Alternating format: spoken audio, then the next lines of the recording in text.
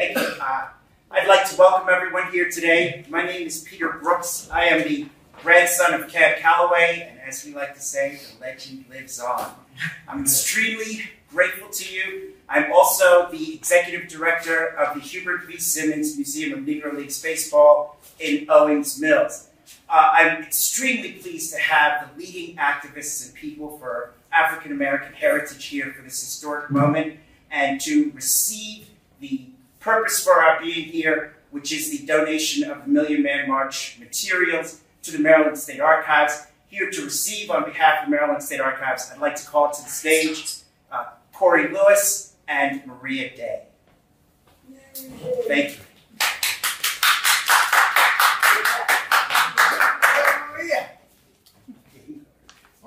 How do you, what's this?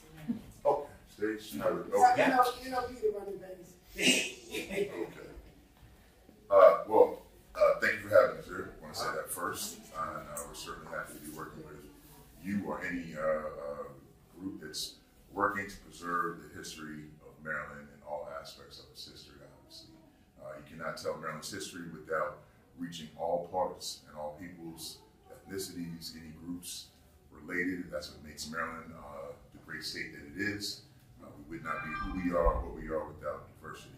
I would say just a little bit about the Maryland State Archives.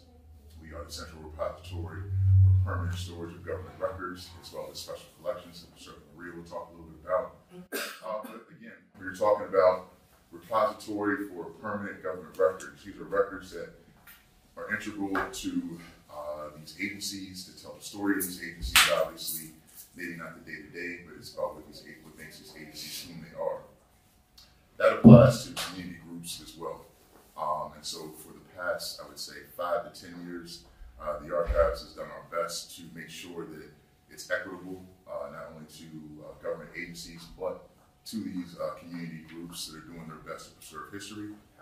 We are here to support in any way we can. It's not for us to take ownership of collections, but more to make sure that people have the training, the resources they need to preserve their records, to digitize their records, and to make sure that they're preserved and accessible. So again, this is an important part of what we do. Anybody can feel free to reach us at any time. Doesn't matter how big or small the project is. At the end of the day, it is truly about making sure that everything is preserved and made accessible in perpetuity for generations that will be coming behind us. And with that, I'll turn it over to Maria, who is the director currently of Special Collections, and Maria has done a great job as well, helping with our outreach to make sure that we're doing our best to get our resources out there to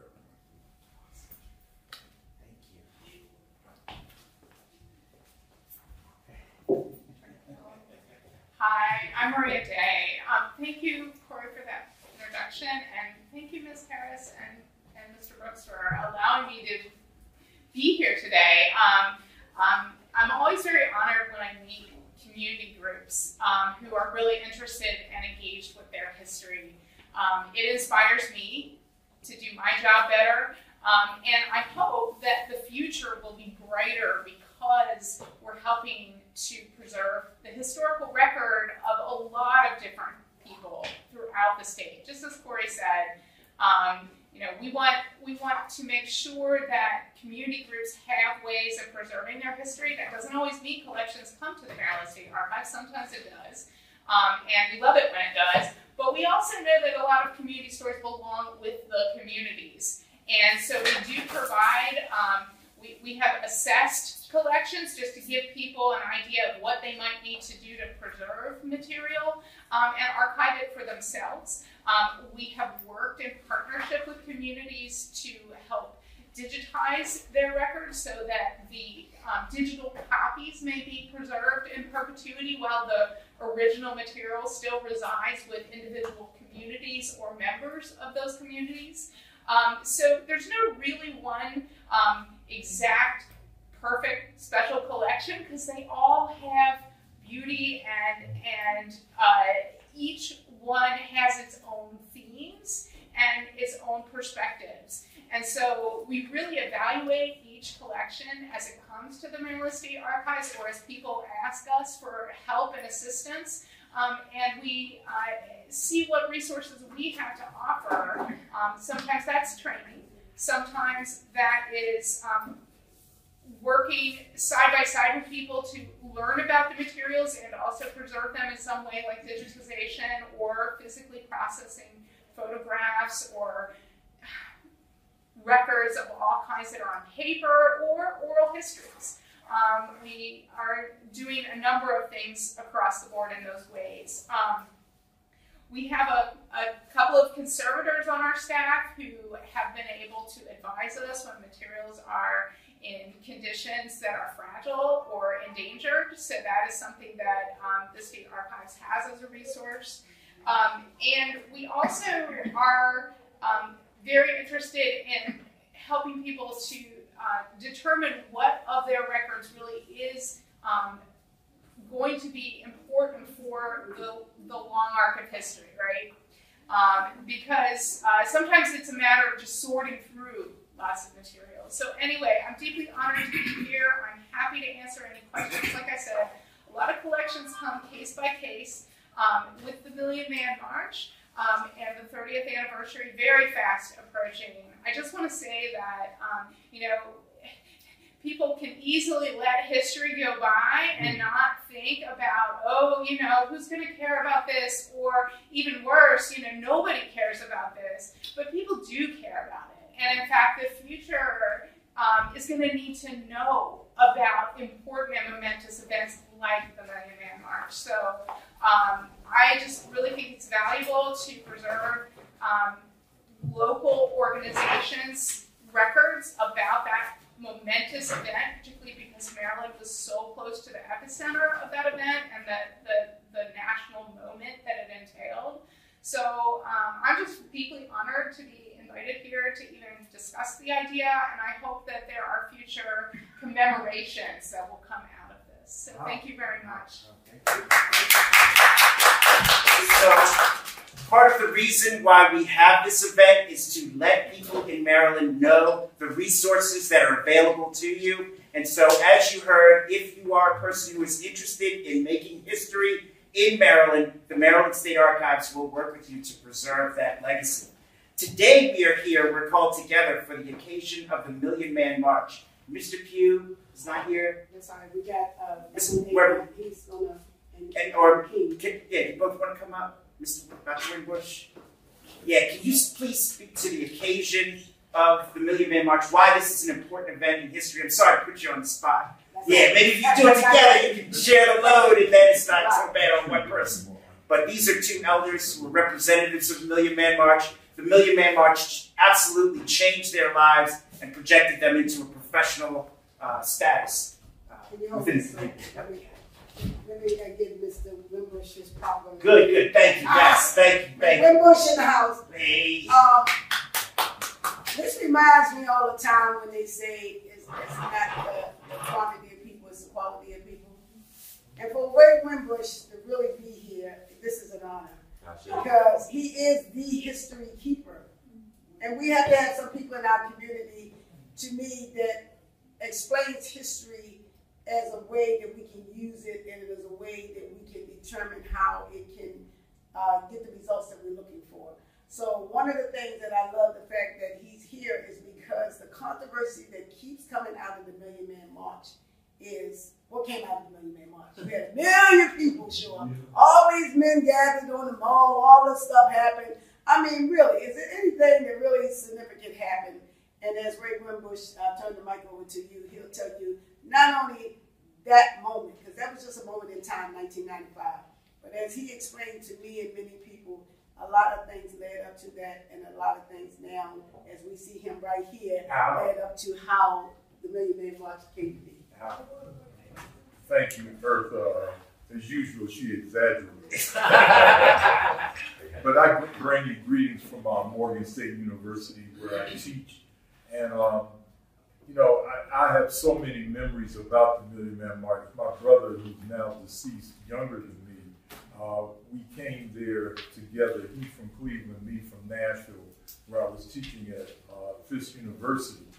And, I remember we said, let's get up early so that we can get on the mall and have a good seat, And we got up, I mean, we must have got up like 5 o'clock in the morning. And the subway, because we were staying in Virginia, the subway and the train over was packed with black men. And when we got to the mall about 6:30 or so, it was already packed. I have always said that the 2 greatest events in my life was the Million Man March, and the second one was the World Conference Against Racism in South Africa in 2001. I had never seen so many black folk together, united in one cause, and it was peaceful. And I said, this must be what heaven will be like, you know, at the end of time. One of the controversies, there's 2 controversies that came out of Million Man March. It didn't accomplish anything. And secondly, this is the one I hear the most, what happened to the money? Because for those of you who were there were literally thousands of dollars collected. And the amazing thing, that occurred, of course, in October of 1995, and in December of 1995, just 2 months later, there was an independent audit of all the money that was collected that has remained online since then, but people still ask the questions. So all you gotta do is Google or Bing or whatever you use, and you can find the audit. Secondly, Howard University was there. Fisk University, as I said, we were there collecting data, and we know for a fact that black adoptions went up during that time among black men. We also know that black marriages went up during, right, and we're talking about immediately afterwards. Sorry, the ball is Oh Lord. Lord. You're too tall. They said move over. See, some people. The ball on my head. There were several things that, you know, the media didn't report that occurred there. I remember when we were walking away, I had a radio. In fact, several men had radios, and they said that there were 600,000 men at the march, which later was refuted. That was with the U.S. Park Service or something. And a couple of years later, some center at Boston University that measures crowd size said there were at least 1.9 million people there, at least, and it could have been as high as 2.1.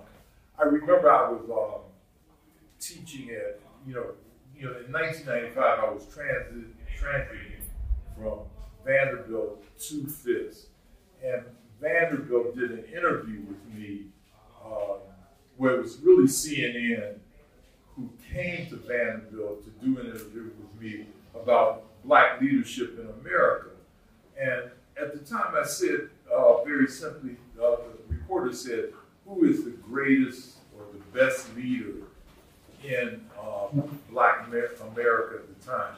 And I think they were thinking I was going to say Jesse Jackson or Al Sharpton. And I said Louis Farrakhan. And what did I say that for? I don't have time to, you know, talk about what led or the events immediate, would follow all of that. But it was why I moved from Vanderbilt to Fisk University, which is right across, you know, town from in Nashville. So I think what we have to do as black people, we have to, you know, start talking about our story rather than his story. And I mean, you know, I'm gonna say this one thing and I'm gonna sit down. But just recently we saw the young lady who supposedly scored the most basketball points in NCAA. Her name is Caitlin something. That's just not true. I mean, it's factually false. There was a sister at least 30 years prior to that who scored way more points. But see, we often read his story rather than our story. And I would encourage everybody to do the exact same thing with the history of the Million Man March, whose 30th anniversary is coming up next year. And I hope that we prepare for that, and part of what this meeting is about is to do that. Thank you very much. Thank you.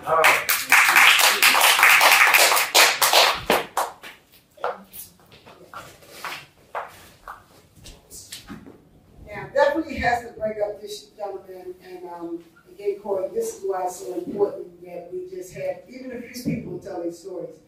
Now, if you don't know Edwin Abbott, and you don't know, right now he is over there at the Collegiate School for Boys, all black boys school, right? Yeah. So when people keep saying nothing came out of the Million Man March, I tell these guys all day long, and I'm telling you, Corey, no, tell you individual story, and then you'll get a collective understanding of what came out of the Million Man March. So, you know, they humble themselves, but I think this is very important that we document, again, Edwin, a story about not only his, I say, journey before 1995 and his ending journey now, but he'll tell you all the things in between, which still was really exciting. Edwin? Thank you. Give a round of applause, y'all. Thank you. This is the fruit of the Million Man March. Well, good morning, everyone. Once again, my name is Edwin Haven, and currently I am the president and CEO of the Five Smooth Stones Foundation, and we are the operator of the Baltimore Collegiate School for Boys.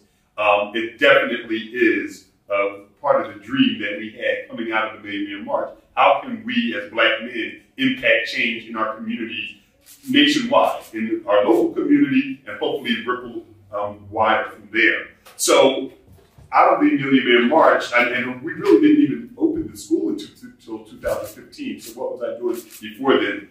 Ran several businesses. And so I was able to open a restaurant, the Redwood Grill, with my partners, Rod Womack and Cleveland Jarrett, and launch a national magazine, or really bought and ran a national magazine, Heart and Soul, a magazine, African American Women Health and Wellness magazine. I was one of the founders of an organization called Black Professional Men.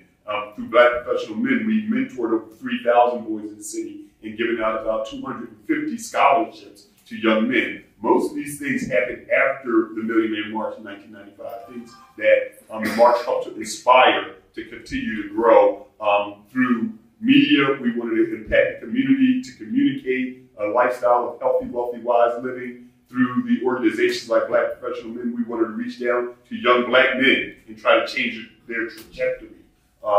Too often the headlines were just too negative, and we all have to ask ourselves, what are we doing about that? We have to be the change that we want to see. And so that's where we got lots and lots of black men who got involved. But ultimately, even as time kept going by, and I felt like there just needed to be more. In that mentoring, going into the schools in Baltimore City, I was just noticing that I felt like these young boys need something different. Yeah. Because if you walk through the hallways, you listen to how they talk to the teachers or how they talk to each other and how they behave, it was just not conducive to them learning and growing. And so I felt in my soul that we really need to have our own school.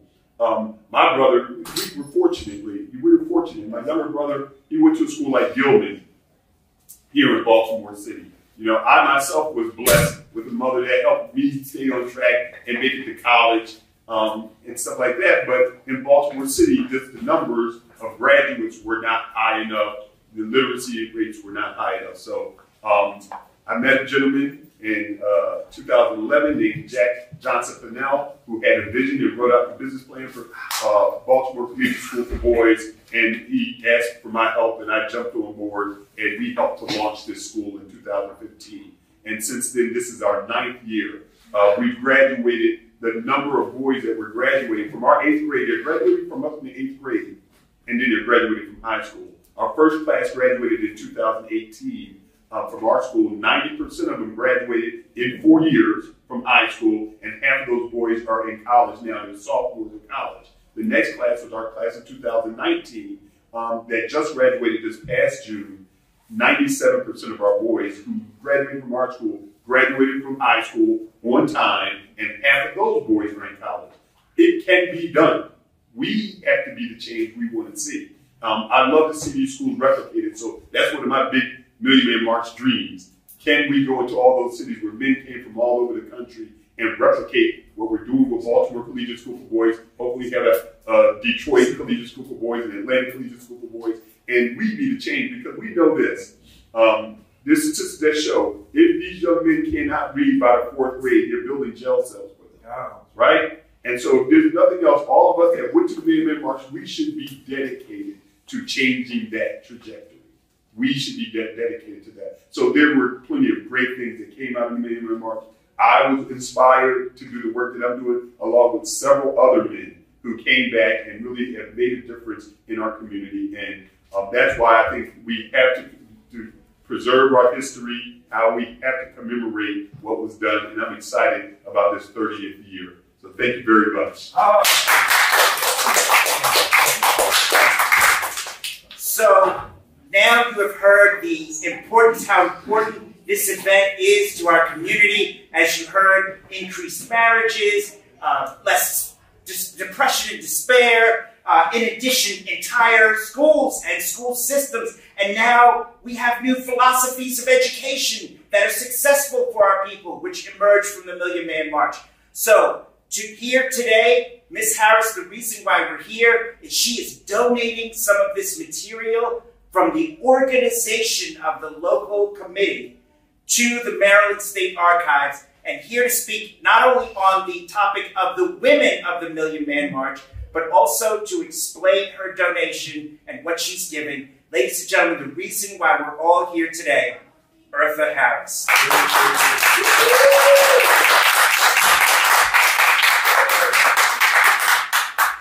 King had his hand up. King, one of the things, King, I may need you at the end because one of the things you wrote in them after I do the donation, I want to be able to show you guys because you know how young people are. They want to know the right now thing. What are you doing right now? Forget about all this history. Forget about all of the stuff that we have to donate to the institution. Also, the most important thing that we do have is the right now thing. So I'm just going to go over a little bit of understanding what I feel as though that we have is significant. The Baltimore Local Organizing Committee met every Tuesday at 940 Madison. It met under the leadership of Reverend John Wright. We had another co-convener, Lisa Mitchell, and Carlos Muhammad. So there was 3 co-conveners. That organization was so successful. Before that, we was under the leadership of Ben Chavis. Ben Chavis was going around doing the National American Leadership Summit. Out of that philosophy that came, and everybody knows this is no new philosophy. You have to organize locally, right? Don't care what you want to do. If you don't have a group of people that can sit to each other and deal with what's happening in the community, it's hard to connect. So his philosophy also was, when you go out into the world, there's a lot of people that can contribute. So we gave people an opportunity to be part of their local organizing committees, right? So we were doing that in the nails. We would go to different cities. You could come in and you would bring your talent and you would sit in various committees based on your skills, whether it was logistics, communication, outreach, fundraiser. So you sat in your committee so you could contribute. So whatever the project or idea you was working on, it had those resources. So when Ben Chavis was in the NAACP, and like I said, I'm just telling you my version because I was there, and he had to leave the NAACP because of controversy of his relationship with Minister Farrakhan. They continued their relationship and decided to go upon an idea that Minister Farrakhan had put out there, that he knew that in our community, the images and stories of Black men weren't true. So he was the one, as they say, called that vision in, right? So as he called the vision in and we needed the work to be done, there's a lot of things that we need to be out and put out in history so we don't repeat the same mistake. There was a lot of obstacles that stopped that from trying to happen. One, and Dr. Cheatham, he's not here, he holds that history. They would not even let us open up an office in Washington, D.C. to organize. So in order for us to be able to be in Washington, D.C., Ben Chavis joined Phi Beta Sigma organization. Phi Beta Sigma had a headquarters on K Street. So that gave us an opportunity, because he could use it, because he was, a member of the Phi Beta Sigma. So that's how we came there and utilized that space as a national headquarters.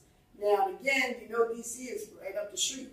So as we organized here in Baltimore, we had an opportunity to be a strong organization because we had that connection with Ben Chavis. And again, I relationship with the Nation of Islam, because we had Farrakhan here several times, right?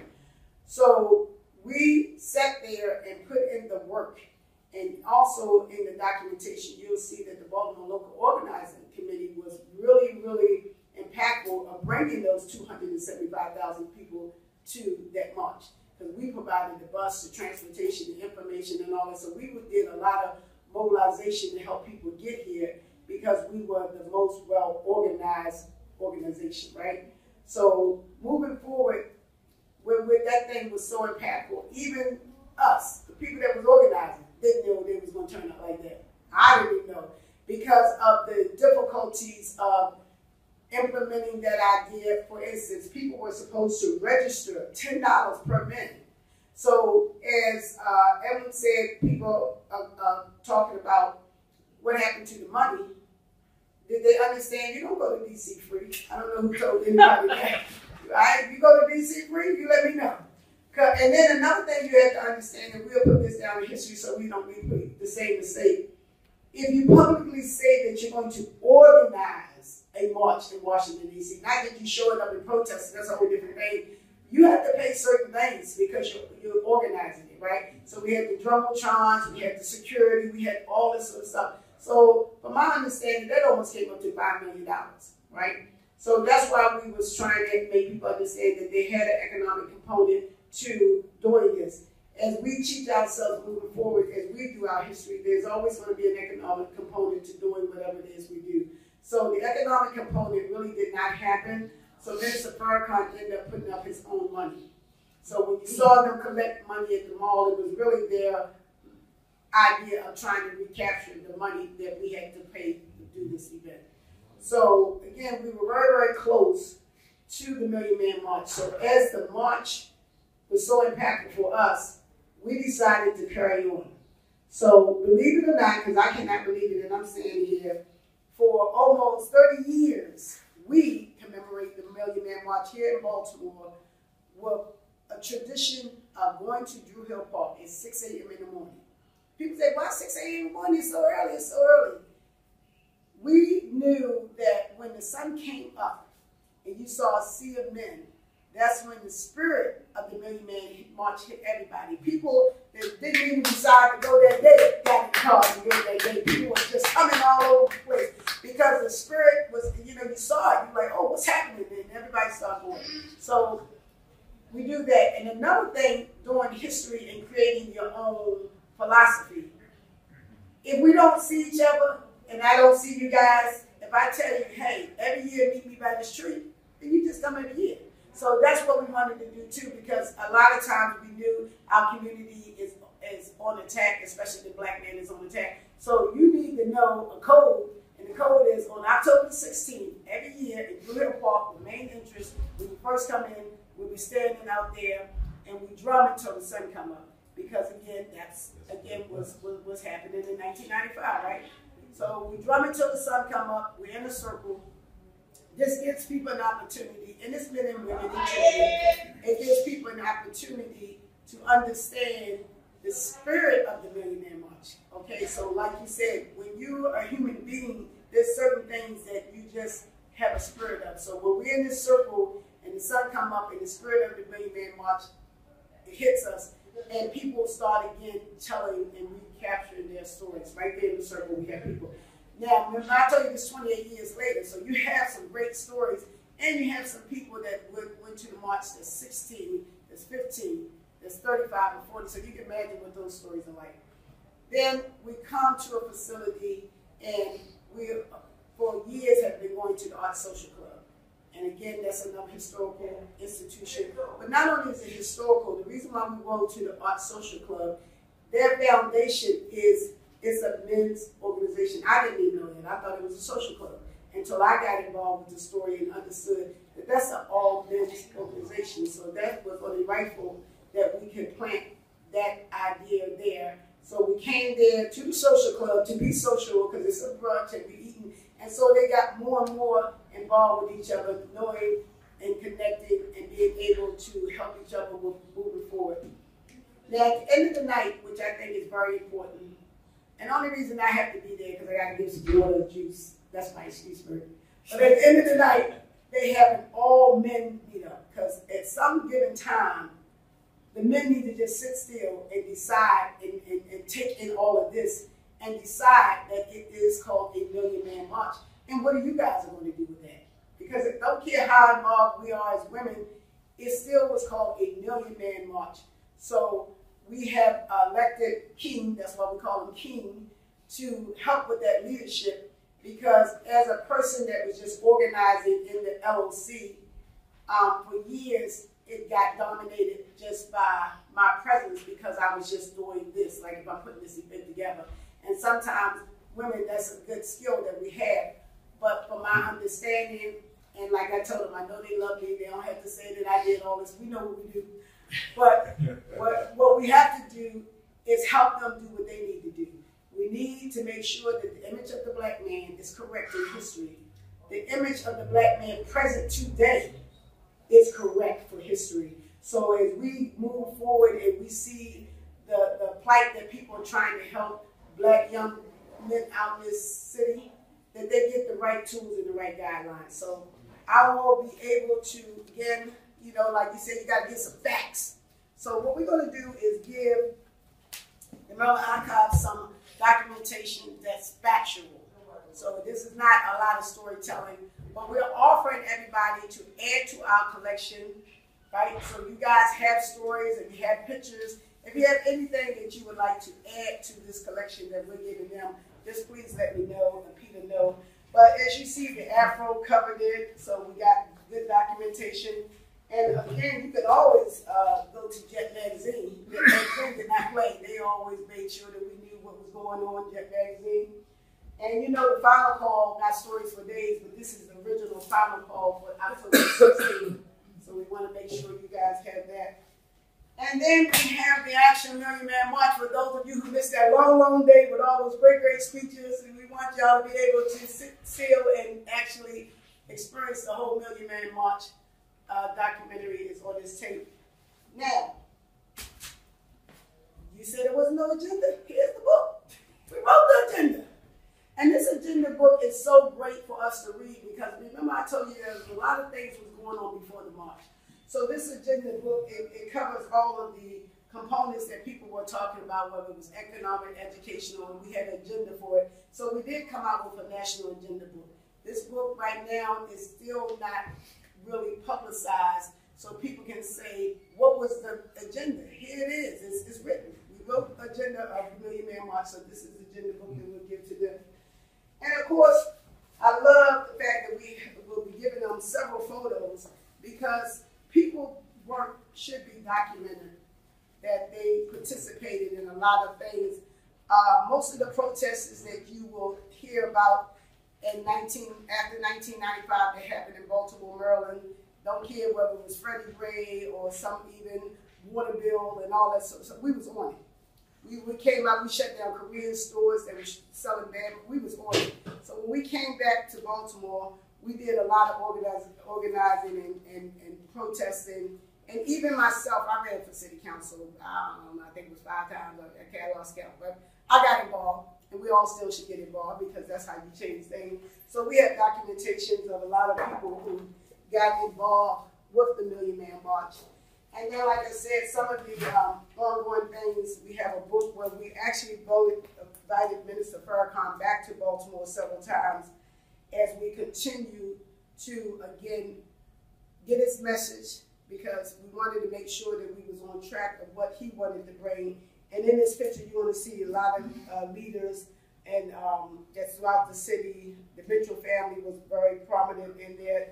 Jill Carter, all the Masonic Temple, all of these guys were really instrumental in the Million Man March. So one of the things, like you said, that we do too is we create this poster because this poster really is a documentary that we are still looking to get funded. The documentary is going to be called The Men of the March. Why the Men of the March and not the Million Man March? Because the story has to be told before, during, and after. Because if you just tell the story of the Million Man March, you'll never really get the understanding of why we have historically all of these marches that when we say men, we know we're talking about the whole entire family has participated in. So what we're going to do is we're going to create a documentary, and you can get your story or whatever you want in this documentary. Because of technology, we're going to be able to just have it where someone can just key your name in and your story comes up. Because just as we said, if we're going to be history, it has to be his story. So this is the fundraiser that we're doing here. And this building that you're in now, which is the headquarters for the Million Man March, is called the House of Chiefs. How ironic is that? So I loved it when I met the building. I said, House of Chiefs, that sounds like the place that we need to be, because, you know, we really want to represent our black men out in this world strongly. And what better way can you make them understand the kings and chiefs that they are? So we have this restaurant in front. It's a Jamaican restaurant. We have the 2 venue halls that's in the back. Because once we have a foundation to continue this legacy that we want to do in Baltimore, and as Maria said, it's not just about the Million Man March, but it's about the history. Is that one of the things we'll do, we'll utilize this as a location for, again, making sure that the history, guys, has to be impactful for our future. It's not like we reading stuff and understanding information just for the purpose of information. We're really capturing this information, and we want people to understand that this is the type of stuff that you can use to be impactful, especially with young people. This is when you look back at where we came from, you'll understand where you're going, and you'll have documentation. So again, across the room, I got some stuff out for you guys to look at, and I really encourage the community to look into your memorabilia. Have it archived. And one of the things I love that church, Corey, you guys made me do, I had to dig all this stuff out the basement. And it's a shame because it would go to waste. It would go damaged. And I wasn't really thinking about it until you guys made us understand as a community, there's no reason why we have things down in the crate. There's no need why things are water damaged and stuff like that. And I even talked about how they can convert some of our tapes over to some other stuff. So it's very important for us to be a part of you guys' organization. And I'm glad that, again, you got it started. And hopefully, like you said, y'all enjoy some of the stuff that we have around.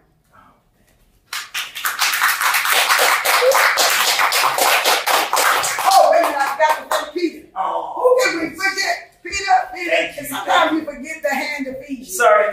Look, one of the things I'm most proud about, in terms of Million Man March, was the inclusion of Native Americans and people like myself and Dr. Chavis have mixed heritage, and so we're really grateful for you extending your hearts and opening your hearts to our people. We are extremely fortunate here in Maryland. Not only do we have incredible leadership like Dr. Chavis, other people who are associated with the Million Man March, like Charles Dutton, who starred in the movie about the march, but we also have a preeminent African-American man in Reginald Lewis, who gave his wealth to create a museum for us. All right? And we are so honored today to have representation from that museum. Our executive director.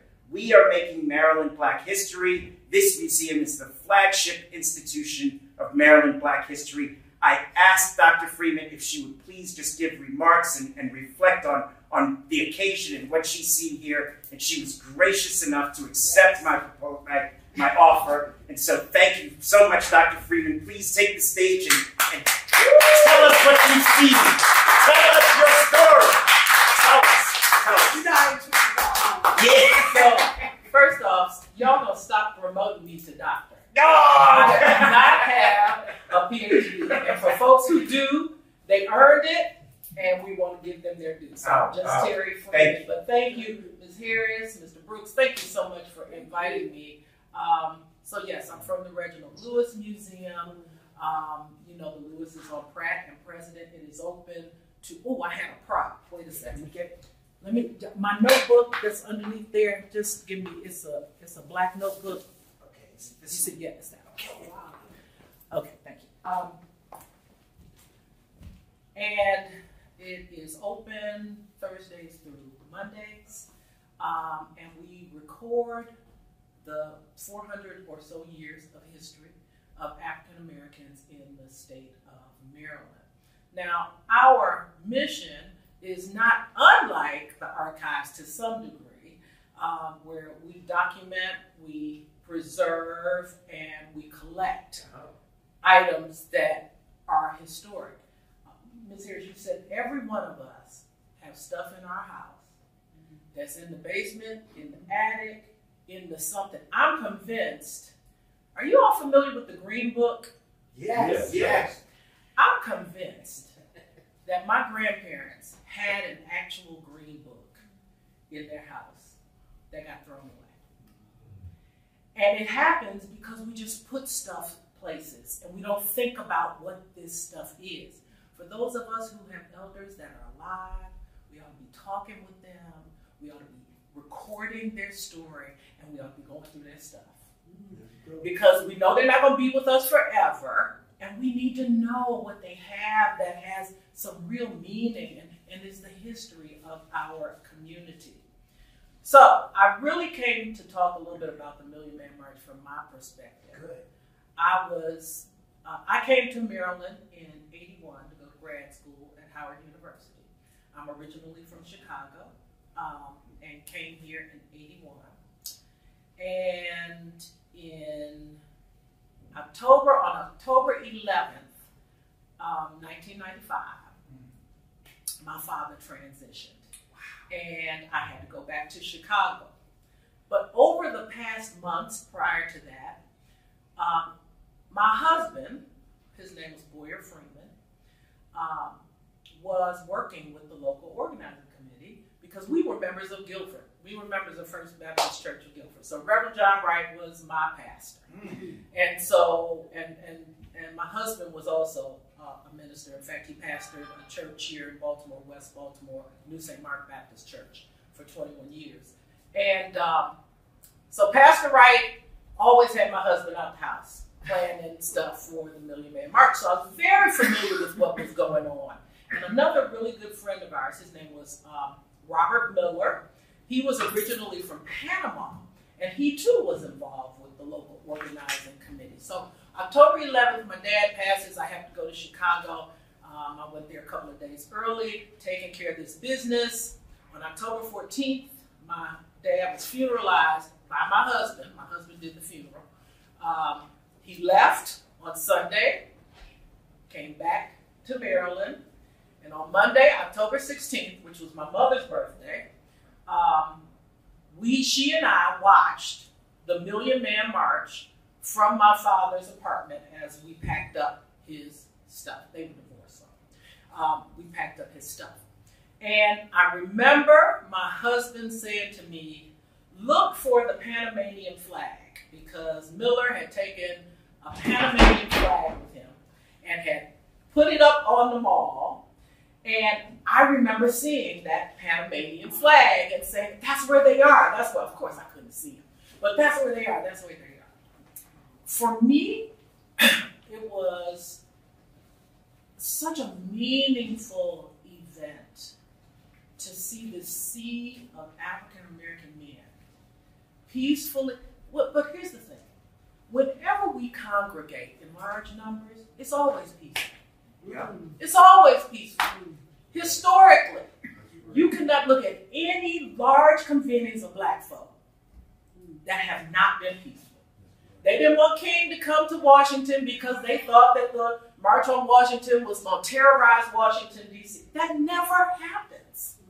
So I wasn't surprised that, this was this beautiful day on the mall, all these African-American men in unison, regardless of where they came from, what their socioeconomic status was, what school they went to, who they worshiped. It didn't matter. They were all there for the same reason. And it was the love that you could feel from this march was so incredibly apparent. I think for me, it really was that part of the march that was so meaningful, because my husband used to make me laugh. He passed a couple of years ago, but he used to make me laugh because he said, you know there were more than 1 million people there, because wherever you have 1 million African American men, you're going to have a couple hundred sisters. So you know that there were more than 1 million people out there on the mall. But to fellowship like that is so important for us. To have opportunities to fellowship and around an agenda. Around an agenda that is going to benefit our community. And if it benefits our community, ultimately it's going to benefit the entire community, right? Because if we do well, everyone will do well. So I think those types of opportunities are really important. So I had not been thinking about, frankly, the fact that next year is the 30th anniversary. So now I got to think about what we're going to do. Yeah! All right! But it's also these are the people to do it too, right here. This is the 20th, that would be the 20th anniversary of the Reginald F. Lewis Museum as well in 2020.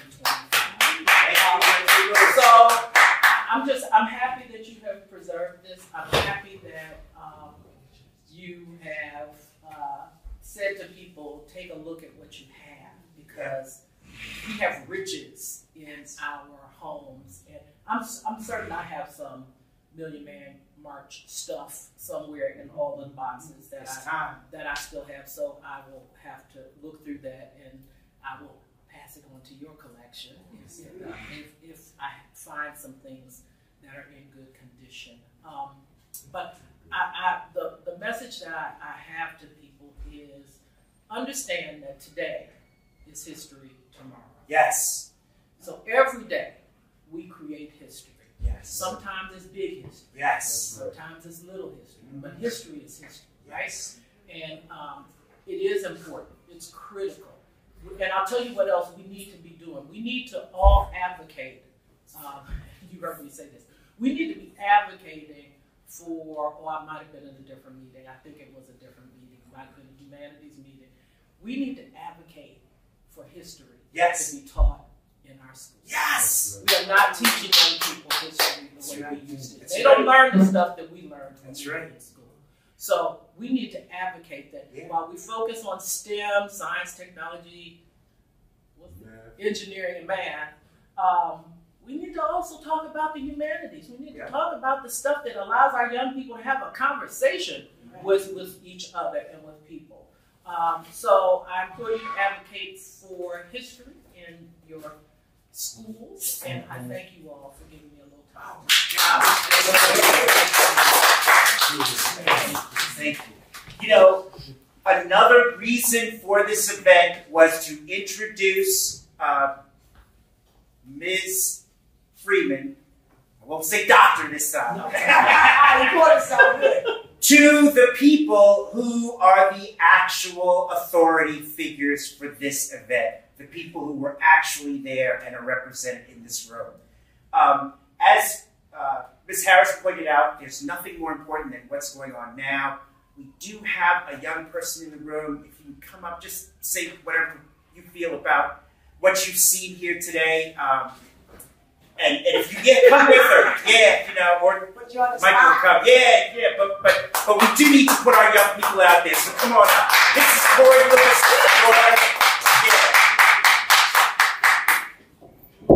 I mean, you weren't born at the time of the Million Man March, but what do you think so far from what you've seen? Let me get up on this stage. Yeah, come on up. Yep, get used to it. Get used to it. Let me answer this question. Go ahead, yeah. Did you know your dad went to the Million Man March? No, he told me today that he went to it. And so Just told her today. You got to open my yeah. He just told you today, right? Yep. So what we're saying is that we want you to know his story, and we want you to know the story of the Million Man March. So what you've seen today is something that your wonderful father participated in. Yep. Can you imagine that he was somewhere where there was 1 million of men, black men like him? Can you imagine that? Have you ever seen that before? No. Right. So what we wanted to know is that something that you think is relevant that you would like to see again? Yes. And why? Because I think it's important for more stuff like this today, because like you said, I didn't even hear about this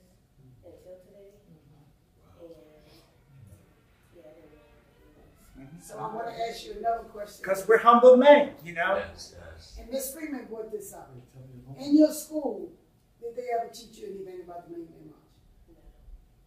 In your school, are you any organizations or anything? Okay, so we're going to help you be the advocate, like she said, in your school to help you guys, because you guys can demand to learn more African American history too. So if we as adults get with her, we may have to have the students also participate, because students, you should demand that you should have known this. You should say, look, I need to know my history.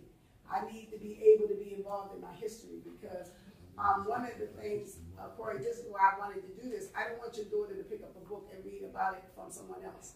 But if you read it from your father's point of view, it's more important, wouldn't it? Be like, Dad, my dad was there. Still reading about the Maywambe March. So this is very important, just like you said, that we dig in our files and see what our grandparents did and didn't do. You know, we have such rich history with the Art Social Club and Pennsylvania Avenue, and even the Reginald Lewis Museum, that we have to make sure that you guys understand that we do all this for you. Yes, we do. We so do. now you feel better to understand why we do that. Thank you. So we baptize you. That's Ertha Harris. Wow. Thank you so much, y'all. That's what it's all about, is continuing the struggle, you know, on to the next generations. And at this time, I would like to call the elders forward. Dr. WInbush, Tshambe, yes, King, come on up. We want to ask the elders, Ron, to please tell us, you know, your reflections and where you think next steps should be. And having heard from this young lady, you know, what your thoughts are regarding the event in the next few years. So, yeah, come on up. Just take a seat.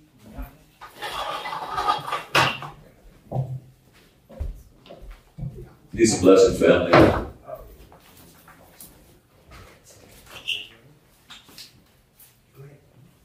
My name is King Teasdale. My father gave me the name 6 months before I was born. The understanding that I have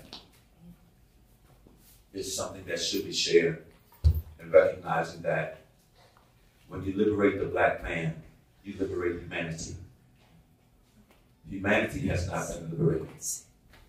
And recognizing that as a truth, back in 1991, Spirit led me to create an organization called the Souls of Life Society. Our motto is, through the power bestowed by God and man to do what must be done. It is imperative because there's a lot that's not being accomplished in our community or the globe, which the black man, who is the original aspect of the men and women of the earth, yes, has yet to unfold. Yes. We are reaching a point now to where that's going to be a reality, and all the forces that stood against us will have to sit down and take heed. In recognizing that, back in 1995, I was a paramedic with the city of Baltimore, and I did what I could to make it to the Million Men's March. But being a paramedic in the city of Baltimore and trying my best to find somebody to hold my post was impossible, because there were so many brothers who already beat me to the punch. So, because of the organization that I created, I gave as many documents that I could to people that I knew that was going, so they could share the message that was instilled in me, which is the purpose behind the Souls of Life Society, that is harmonizing the unity needed for black organizations to thrive so that humanity can survive. So, as I was able to recap what was happening at the Million Men's March, what shocked me was listening to what Farrakhan was saying. Because Farrakhan didn't promote an organization. He asked that we create an organization. Now I say that because Divine Operation is always working for expansion and full expression. I had no idea. And because we are humble people, I refused to accept that he was talking about the Souls of Life Society. Because who am I to have somebody that has this prominence to be speaking of my organization, and everything he said about the call, the action, was already included in this organization. But being a humble man, I cannot stand into the truth that my name is King, that was given to me 6 months before my birth, that I'm supposed to do something. But the truth is, all black men are kings. And we all need to stand up and do something. Now, the things that has happened and the things that has happened through various organizations has been something that has been occurring almost like a train, to where people reach that train and they don't know exactly where to go when they get to this train car. So they're pushing on the train car from every direction they possibly can. But they're pushing into each other and they're not going anywhere. But when organized properly, you can capture that locomotive and you get to that place that's necessary to push that train car in the direction it needs to go. And organized, you will allow that train car to go in the direction it needs to go to accomplish the mission that it has to accomplish, because that train car is attached to so many others to make things happen.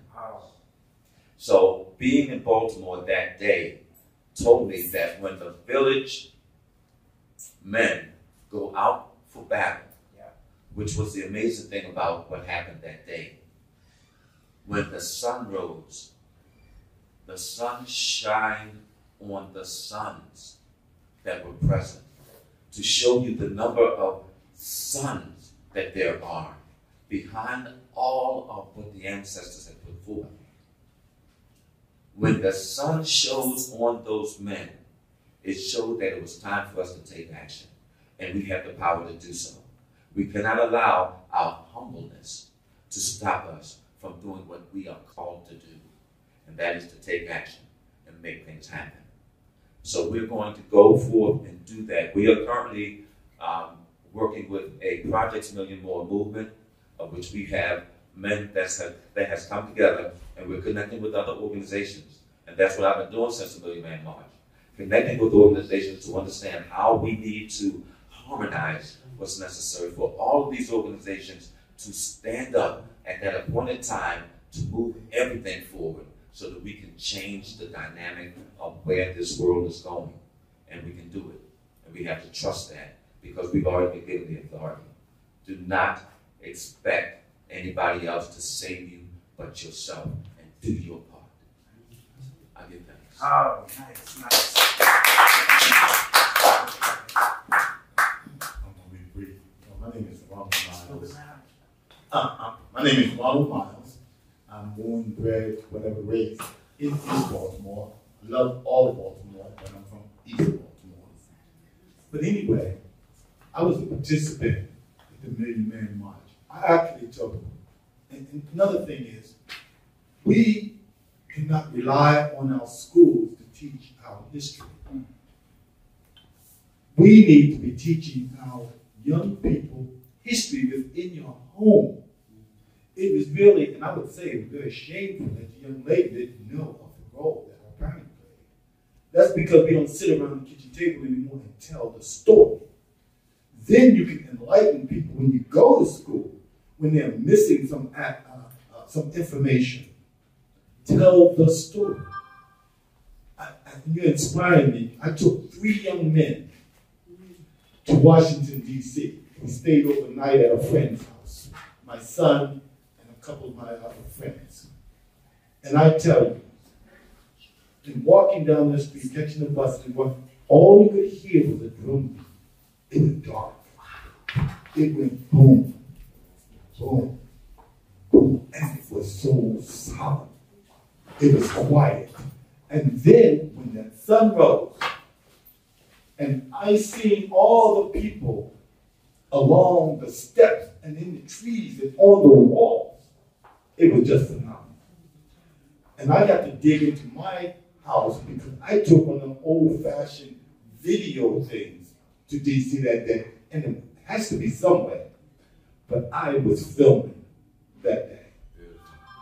And then when I came back to Baltimore, it was still solid. It was spiritual. So I'm going to look forward to being a part of that documentary to tell that story, where we need to be telling the story first at home so that we can then share it in the communities. There's one other story that I have to say is I'm working on a project here at the Chickwell Rec Center, whereas I found that that's the only center in America that's built from the ground up by renowned black folk.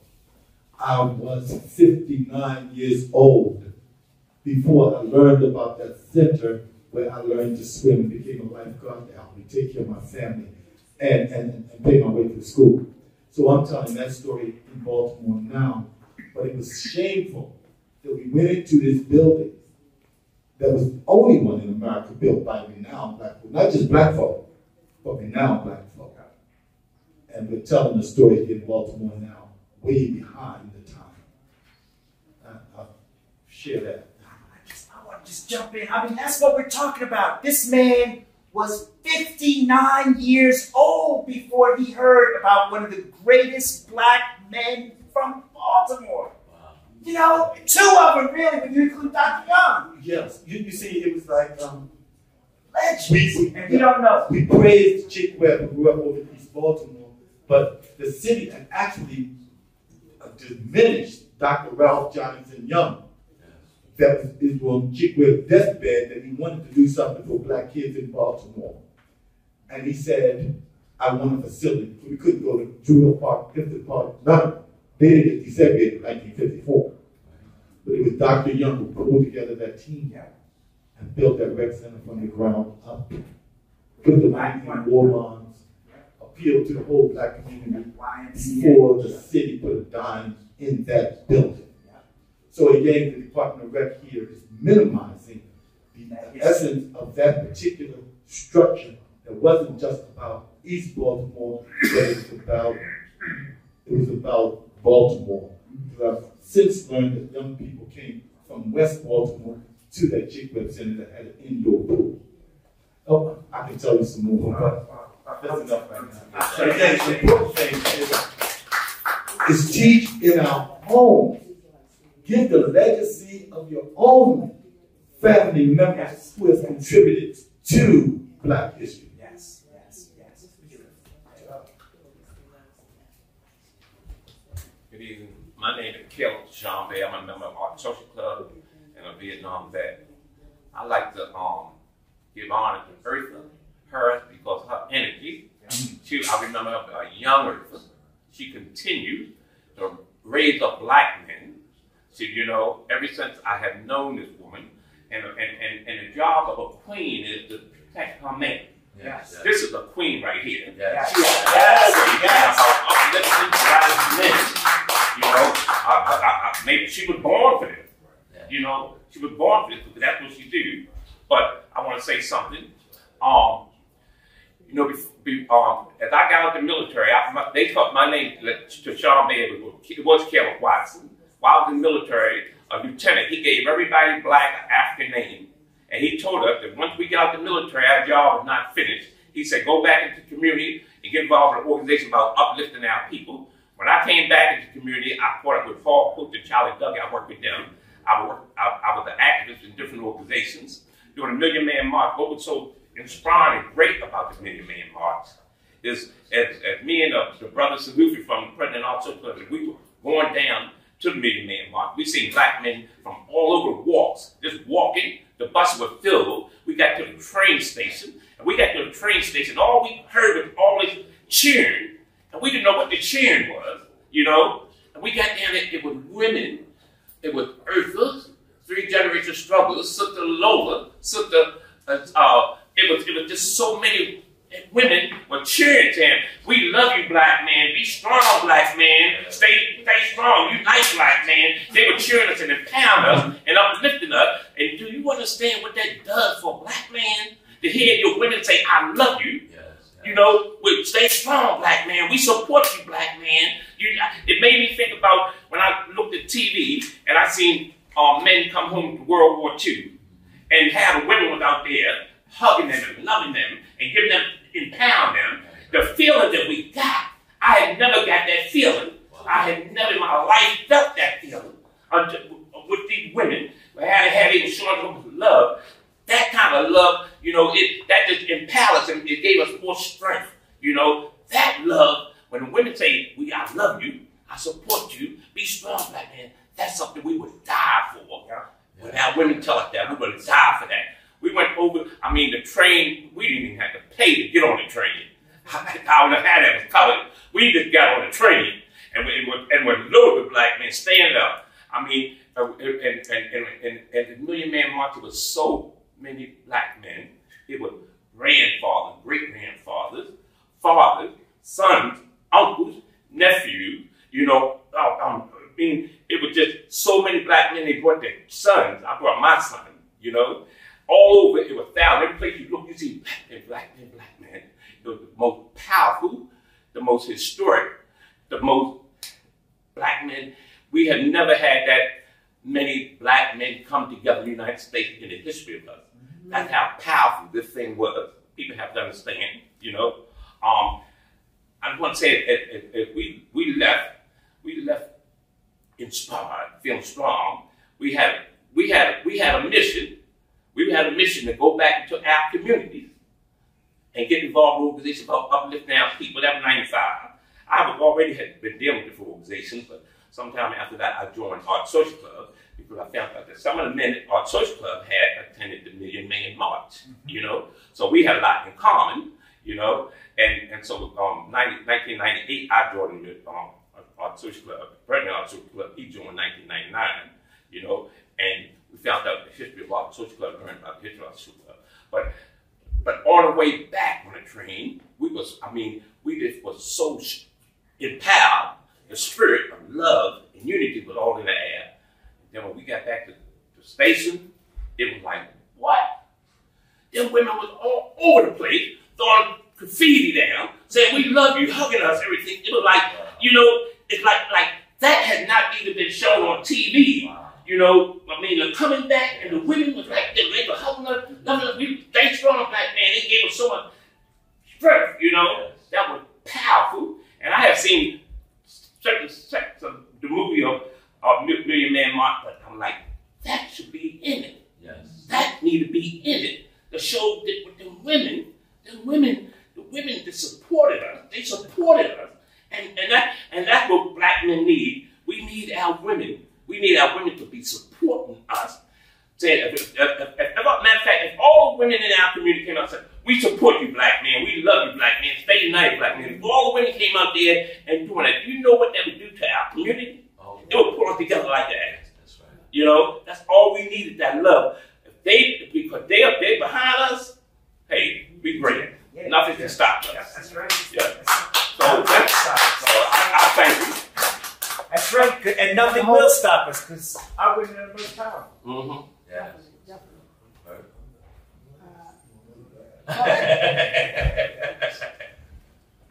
Yeah, you will let the young buck go last. Then you let the buck go last. I'm going to be short and sweet. One of the things that we do at Institute, my name is WInbush. I teach at Morgan State University. One of the things that we do at the Institute for Urban Research in Memorial is to track things that are happening around the country. And I'm going to say this, and I don't want to throw a wet blanket on anything, but... We're still getting on you, WInbush, because that ball is top of your head. Send that. Ball. You need to take this ball back. You need to be short. You got all the time. It's showing us that we need to impact the globe. You know what I'm saying? Right. They got things going on. Yeah, my wet blanket. One of the things that we do at the Institute is track trends around the country as it relates to black folk. And I'm going to tell you this straight up, that this year there is, and it's been an ongoing war against black folk for the past, I'd say for the past 400 years, but it has intensified in the recent years, particularly since Trump ascended to the White House as criminal, that we probably, or not me, but we are probably going to be electing again as President of the United States. They are banning, and I've heard it, and I'm glad to hear that it's very important for us to guard our history. I can't stress how many Black Studies programs are being attacked throughout the United States right now. You probably heard at the University of Florida in Gainesville last weekend, the governor, this political caveman, DeSantis, he wiped out the entire DEI, diversity, equity, and inclusion department, completely wiped it out. And there are attacks on Black Studies departments all over this country. I found out last week that 2 of my books, both published by HarperCollins, were banned in Arizona. One of them was about, and Ertha, you know this, one of them was about raising black boys, which was banned. And the other one, I could see it being controversial because many of you know I've done a lot of research on reparations. Should America Pay? That was also banned as being troubling and anti-American and stuff. So I just want to say that it's very important for us to understand our history, to preserve our history, and be prepared for the attacks that are going to be coming this year on black folk across this country. Thank you.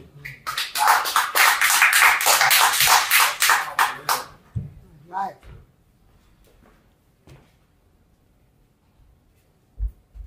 Hello, everyone. My name is Maywambe. And I want to say, I guess I started my awakening, if you will, at the Timbuktu Center in Baltimore. This was back in the 70s. And I was there at the Million Man March. My brother, he had his son and his nephew, and I had my son at the time. The 5 of us drove over. And everybody, we went, it was $2.95, $4.95, whichever way we went. Everybody black in that car was going to D.C. Wow. Everybody was going to D.C. And when we got there, we parked maybe 10, 12, 15 blocks away from the square. And we were walking. And everybody walking was going in the same direction. Wow. You know, everybody was greeting everybody. I mean, you could feel it. It was palpable in the air. You could feel it. You know, folks was there determined. It's like folks was on a mission. And we mingled. We got in there. Crowds were everywhere. There was a lot of crowds. A lot of people everywhere. And there was also a lot of media. My son was interviewed by a 3-piece media group from Germany. And, you know, he spoke and he surprised me because he spoke in complete sentences, you know. But he responded to their questions, and everywhere we looked, you know, there was a lot of media, a lot of folks, you know, seemed like they was waiting to see what was going on. But, you know, the men in the group, the men there, we were determined. You know, I heard somebody say spiritual. You know, it was a spiritual feeling. Yes. That many people, as far as you can see, from one end of the Capitol this way, Washington Monument that way, and that whole area was just full of black people. You know, there was some other people, but it was all of us, black men. And we were there with a purpose. And that purpose has yet to be fulfilled. You know, I left with a sense of purpose. You know, I'm saying I can't do everything, but the one thing I can do. And, you know, I'm a gardener now. You know, I'm teaching myself how to grow food. Teaching myself how to preserve food without refrigeration. Because these times are coming, and we're going to need that. And I pay honor to the Sister Ertha Harris and myself for helping to keep this heartbeat, this beat, you know. And we got a lot to do. Long way, and we got a long way to go. Yeah. Thank you. Long live the spirit. Long live the spirit of the Million Man March. Long live the spirit.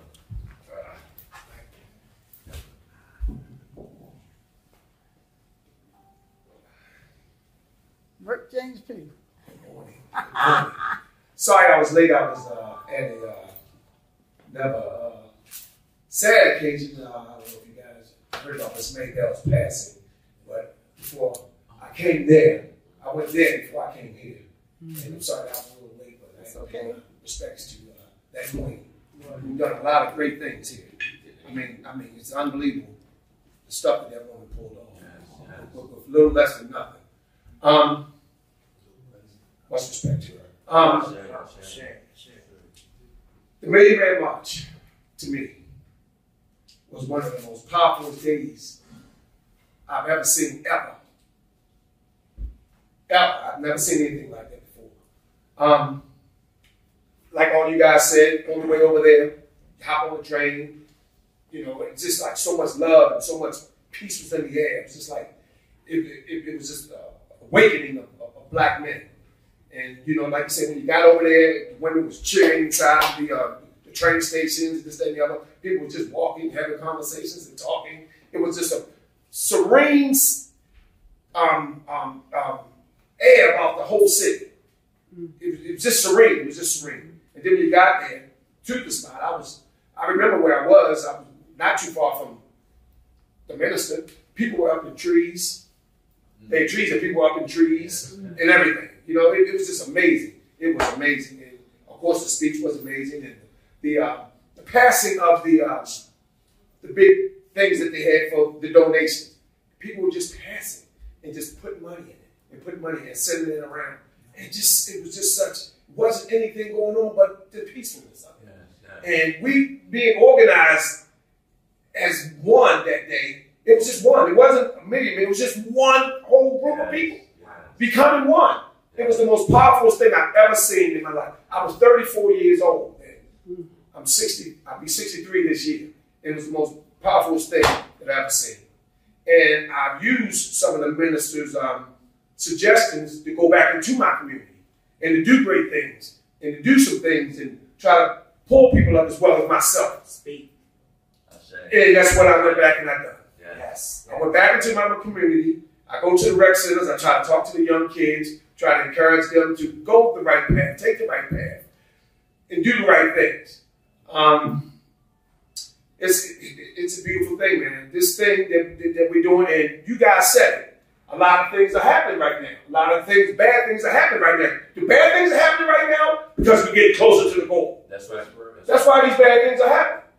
Things are going to happen right now. So we got to become even stronger as black men. We got to become even stronger to get to our finish line. That's why bad things are happening. The devil don't mess with people that are doing, that are doing bad. He don't want them. He wants the ones that are doing good. So we got to just form and get together and come together as black men. We cannot, this time next year, it should be an explosion of everything. We got to unite. We got to organize. We got to organize. We can't say we're going to do something and then don't do it. If we're going to do it, let's do it. Me and this brother right here are in an organization that we call the Infinite 8. We meet every Sunday on the phone and we talk about issues and we talk about things that we're going to do. And it's working. This thing is working, man. Us coming together. This is working. I've never seen you guys before a day in my life.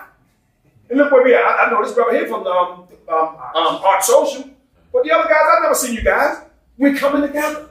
We're coming together. We got to bring more people into the fold. And more people into the fold. We got to keep on bringing us, man. And that's the only way it's going to work. We got to bring those young youth in here. We got to bring them in here, man. We got to bring them in here. And I just want to say thank you guys for all your hard work. Because I know you guys are just the greatest, man. And I want to pull off your strength, man. I got to grab you guys by the coattail, man. You guys are great, man. You guys are great. And I'm nothing without you. And I thank you guys. Thank you. Again, adding to this wonderful group. Corey, I need you up here. Corey! Yeah, you thought you was going to get away? Yeah, Corey. Oh, we getting all in your story today. Now you're getting ready to get first hand. Yeah, here we go. This is beautiful. Thank you. That's what I'm saying. I know. Corey thought he was going to get away there. Come on, Corey, tell your story. Okay, so I definitely would say I was a young man at that time. I can't believe it's been 30 years since that, over close to 30 years since that day.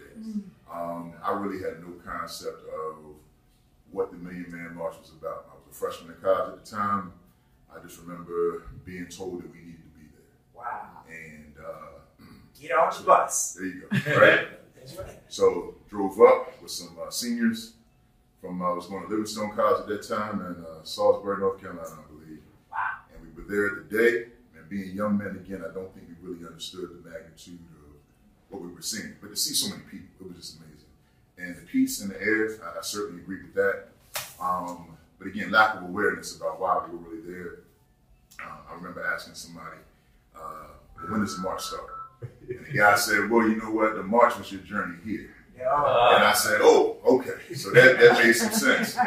And, you know, we listened to the words that day. I remember the bins being passed, you know, the unity I felt from that moment, seeing how much economically, right, could be raised in a short period of time.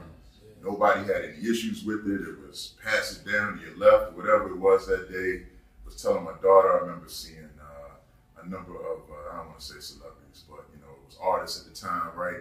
But they were allowed to walk amongst the people as themselves. It wasn't anybody crowding them. It wasn't anybody, you know, saying, oh, look at this guy. It was, we were truly united people that day. And I think regardless of ethnicity, it really was something that was impactful to see at a young age.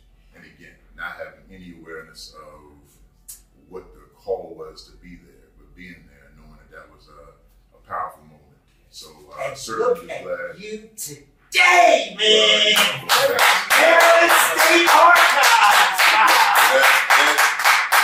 That's nothing but God putting you in places where you have to show up every day and you have no idea what's going to happen. So let me add this from my experience. You know, one of the reasons why you was there, remember guys, he said he came from college. Yeah. The image of the black man wasn't a black man, a college black man. The image of the black man is a black man selling drugs, incarcerated, not taking care of the kids or whatever. So the spirit of the Million Man March, for those who may not have understood, was for you to not even know why, because you was already the king, as King said, and the sun was shining on his son. So you was in college, but that's not what we was pushed in 1995. No. I didn't know that all black men was going to college. Matter of fact, they tell the story like none of y'all was in college. So I appreciate you again share your history so you can let the black men that's confused like you are, in positions like you are, and don't even know why they're there. Because the purpose of education is to solve the problems of your people. So you guys are, like James was saying, in the right position. I am still honored that we're talking to you about this project, because I don't even know how you got here either, but the Spirit leads us to a man that, like you said, that was so young, and you went to the Million Man March to understand why I am, as a woman, as they say we cheer you on, is so passionate, because I want you to make you guys understand the real reason why we can cheer you on, because we know who you are. Yes. So what we want to do is institutionalize and hopefully be able to give our narrative, as James said, in a more powerful impact. So when you doing what you're doing, and hopefully this year, October 16th, we'll be doing the same thing, but this will be the 29th year, and this may be the year to set the foundation for when we go into the 30th, to have you and all black men, as James Pugh just said, this time y'all getting closer, WInbush, we're getting closer, because the understanding, and I was there, that image of black men, millions of you guys, when they attacked that, they attacked it by not showing information. So now we have many ways where we can, like I said, factual information. This is not something that you and me, James, everybody tell their own story, so we getting it from the horse's mouth. We're not telling stuff like they tell us back, and then, so I want to applaud you, and I'm glad you were one of the younger cats. Young cats. Excited to be here. I think, again, our role, again, is to make sure that we're providing the training and resources for groups to be in control of the narrative of whatever story they're trying to tell. And that's what's most important to us at the archives. However, we're able to partner and join and at least, again, uplift everybody so they have access to the knowledge that we have. So. You hear that? Your father is awesome. I got a letter here from your boss, Mr. Lewis. Oh, okay. Yes, he says, "Dear friends, congratulations on your 30th anniversary of the Million Man March. Since its founding in 1995, the Million Man March has inspired positive impact on civic engagement across this country. The march brings together black men from all walks of life to demonstrate unity, power, and commitment to uplifting our communities in addition to preserving the family legacies and black history in the state of Maryland.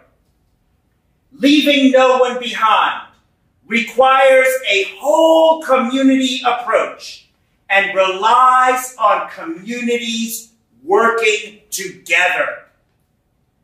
I thank the Million Man March participants and organizers for your hard work put into this vital cause. Wishing you all the best in the future and many more years of continued success. Sincerely, Wes Moore, Governor of the State of Maryland."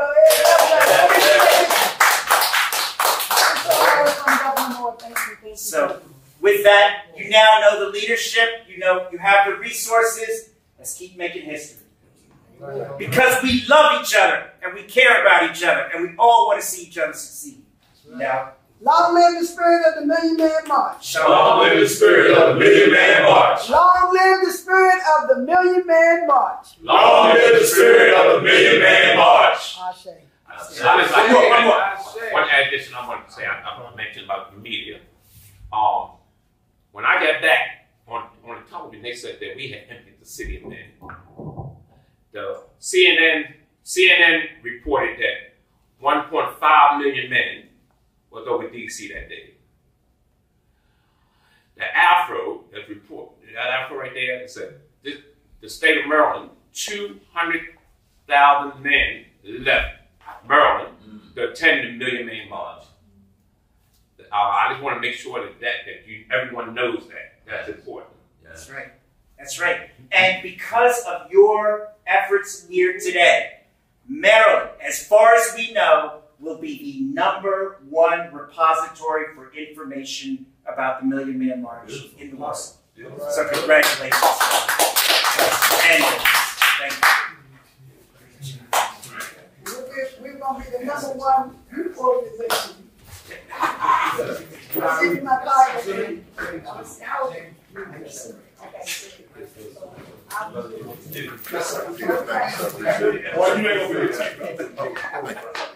Thank you.